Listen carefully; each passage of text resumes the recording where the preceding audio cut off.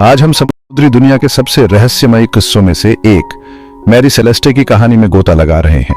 Seat belt बांध लो, क्योंकि ये कहानी अनजान की दुनिया में एक रोमांचक सफर है। मैरी सेलेस्टे 7 नवंबर 1872 को न्यूयॉर्क से जेनोआ, इटली के लिए रवाना हुआ। जहाज पर कैप्टन बेंजामिन ब्रिग्स, उनकी पत्नी, उनकी 2 साल की बेटी और 7 अनुभवी क्रू मेंबर्स थे। 5 दिसंबर 1872 तक सब कुछ ठीक लग रहा था, जब ब्रिटिश ब्रिग दी ग्रातिया ने मैरी सेलेस्टे को अटलांटिक महासागर में बहते हुए देखा। अब यहीं से बात खौफनाक हो जाती है। जहाज पूरी तरह से खाली था, कोई संघर्ष का निशान नहीं था, जहाज को कोई नुकसान नहीं हुआ था और लाइफ बोट गायब थी। डिनेचर्ड अल्कोहल का माल बरकरार था और क्रू का निजी सामान अछूता था। ऐसा लग रहा था जैसे वो हवा में गायब हो गए हों। तो हुआ क्या? सालों से कई थ्योरीज सामने आई हैं।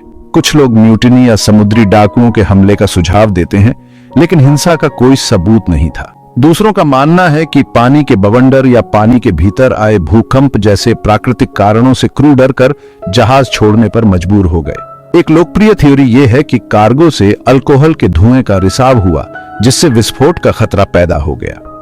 अपनी जान के डर से क्रू शायद अस्थायी रूप से लाइफ बोट में चले गए हों, लेकिन वापस जहाज पर नहीं आ पाए।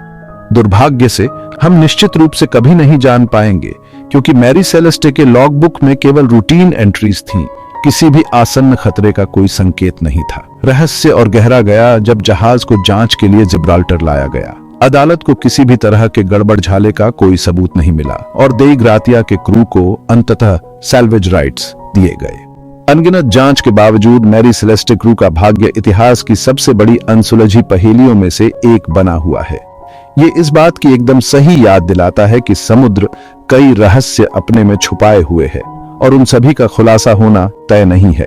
अगर आपको इस समुद्री रहस्य को मेरे साथ सुलझाने में मजा आया तो लाइक, सब्सक्राइब करना और नोटिफिकेशन बेल को दबाना न भूलें, ताकि आप और भी ऐतिहासिक कहानियां सुन सकें।